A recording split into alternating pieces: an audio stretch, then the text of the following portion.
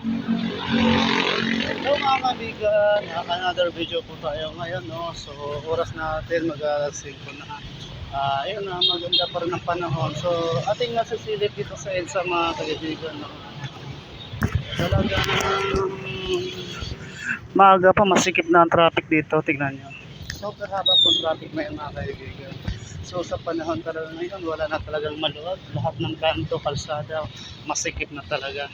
So alam niyo mga kaibigan, nung umaga, ang aga-aga ko umalis, alas 5 pa lang umalis ako. Pero nung nakasakay na ako sa libreng sakay ng Quezon City Hall ng bus, so hanggang alas 8 ata ako mga kaibigan nakarating sa trabaho. Alas 5:30, alas 5 ako umalis galing sa amin. Grabe ganun ka-traffic mga kaibigan, no? Super traffic. Ayun mga kaibigan, tingnan niyo po ang traffic dito sa EDSA, wala nang pagbabago. Super haba na. So ang haba na po itong traffic mga kaibigan, mula na po ito hanggang kung sa ewan ko kung hanggang saan to, basta ito mahaba na talaga. So ayan mga kaibigan, another video po tayo sa ating paglalakad. Tuloy-tuloy lang tayo sa ating paglalakad kung hanggang kaya tayo, hanggang kailan ang kaya natin. So ayan mga kaibigan, dito na tayo sa may Campo Crame, sa may headquarters. Dito na tayo sa may headquarters.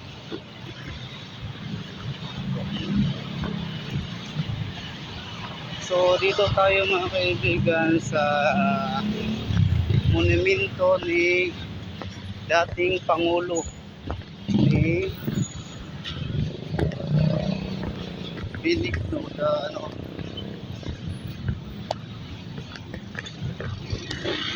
Ayun na kaibigan, dito na po tayo sa lagi nating dinadaanan. Ayan po. So tatawid po tayo dyan mga kaibigan. So dito pa lang mga kaibigan maluwag, pero yung papuntang EDSA talagang, yung papasok sa EDSA, ang haba po yung traffic. So ayan na kaibigan, tatawid po tayo. Dito pa naman mga kaibigan, ang hirap po tumawid dito dahil na pag sunod-sunod ang sasakyan, nahihirapan ka po eh. Gaya na, tawid tayo. Takbo tayo kasi ang hirap po. Yan mga kaibigan, napakahaba po ang traffic. Mula na po dun sa may papunta na siguro to sa may Cubao. Grabe haba po ang traffic na yan.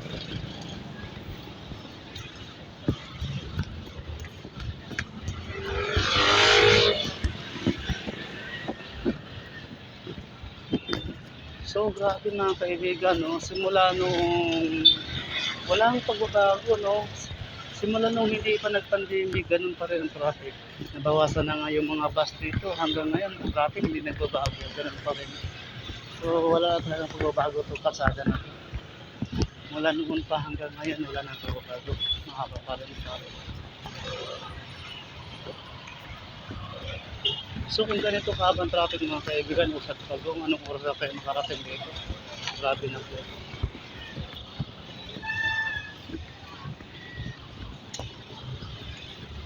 Kaya mga kaibigan, ang ganda-ganda maglakad ngayon dahil una-una ang ganda ng panahon. Maganda kasi maglakad pag walang ulan kasi random mo talaga yung exercise ng katawan. So happy-happy na.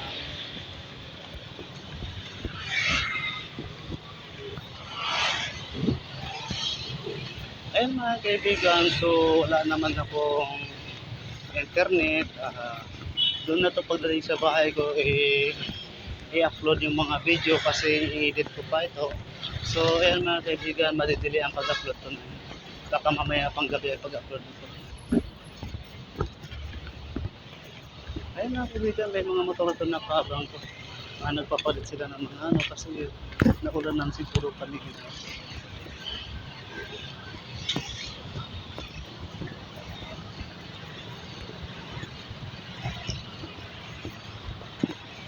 Ito yung Gate 4, Camp Aguinaldo, Gate 4. Gate 4, Camp Aguinaldo. Ito po yun.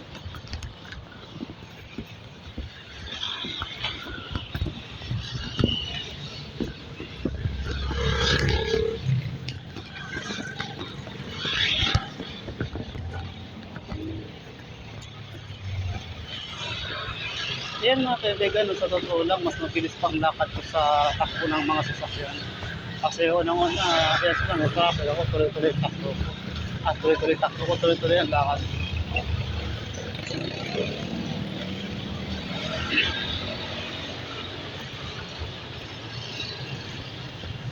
Dati, nilalakad ko to dati, mula Kamuning hanggang SM Mega Mall.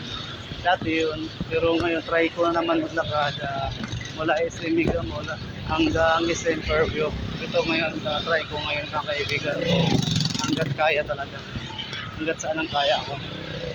Total, maaga pa naman, so kakayanin ko siguro to.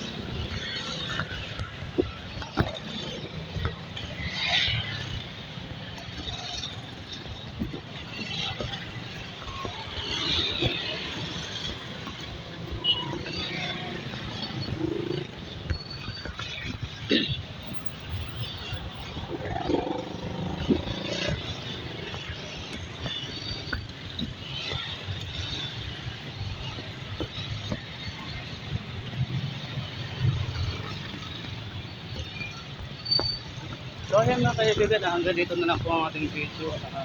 Another video ulit tayo pagdating natin sa Cubao. Idudugtong-dugtong na lang natin ang ating video para magdikit-dikit. Sige mga kaibigan, bye-bye.